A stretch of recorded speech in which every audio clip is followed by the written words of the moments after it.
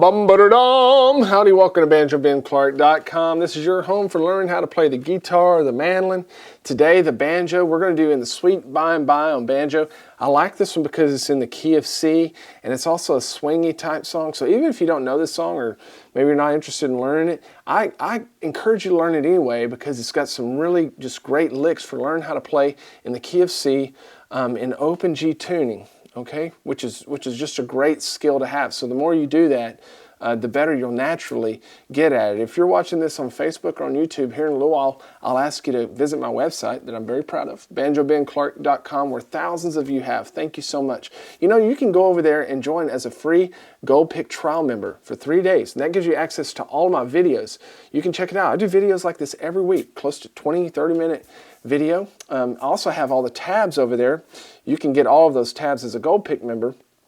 And I have the tab over there now for In the Sweet By and By, both in PDF and in TEF file format. So I invite you to check that out. Let's dive into In the Sweet By and By. In the Sweet By and By, but we're going to be in the key of C, no capo. Okay, but we've got just our standard G tuning.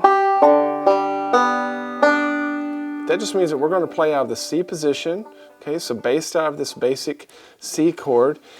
And this song really only has 3 chords, at least the way that I'm going to teach it. Pretty straight ahead version. We've got C, we've got F, we've got G, but we do have different ways of playing those chords, especially as we work in the melody as we go throughout the song. It goes pretty slow, okay, and I swing this song. That just means that the 8th notes are weighted, or they swung. So if you just look here like at measure 1, that kickoff, we've got 2 thumbs in a row. That's another thing I'll mention. All of my right hand pick strokes are marked. The T stands for thumb, 1 stands for index, 2 stands for middle finger. But we've got those 8th notes there that sound like this. Okay. Now if I played this straight, it would sound like this. But we're not going to do that. We're going to swing it. Okay, the 8th notes are swung, so it gets this sound. You hear the difference? Here's straight, here's swung. And that's what we're going to do throughout the whole song, to just kind of give it this galloping, loping feel. Okay? So we're walking into it, and that's the way we'll walk into it. And then we're going to start with a hammer-on up here to catch the first note of our melody. And then we're going to have a lot of hammer-ons and a lot of pull-offs in this version. Some of them are going to be 8th note hammer-ons and pull-offs. Some of them are going to be 16th notes. And if you're not familiar with that, if you'll go back and watch my How to Read Banjo tab videos here on the site, I teach that very thoroughly. But we have an 8th note hammer-on here. We play our 5th string, then we come right back to it and pull off. It's just important not to rush those. Those are 8th notes. And then when we get to the last note in verse 2, we're going to go ahead and place our pinky down on the 3rd fret of our 1st string, and that's the part of an F chord. Right?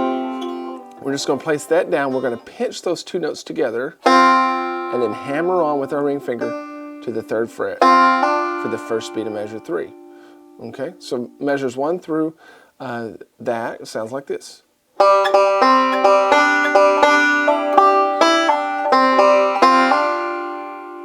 Good. After we hammer on into that, we've got a 5th string, and then we're going to release and just play this pinch here on the 2nd beat of measure 3. Another thing that this song has is some inside rolls, and what do I mean by that? I mean that we're going to use our middle finger not only on the 1st string, but also we're going to reach down and use it on the 2nd string as well. We have that, an example of that here at the end of measure 3. I'm going to play my 5th string, my index finger here on the 3rd string, hammer on, and then I'm going to use my middle finger to play that B string. Okay.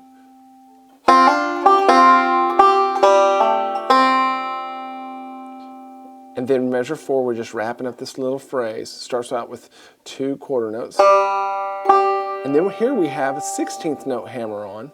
You can tell that because it has double bar lines beneath it, and so it happens a little quicker. And so it sounds like this. So let's just play the whole first line together very slowly.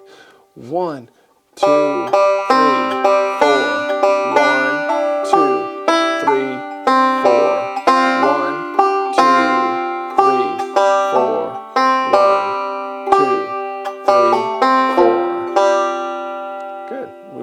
that licked. As we get into the second line,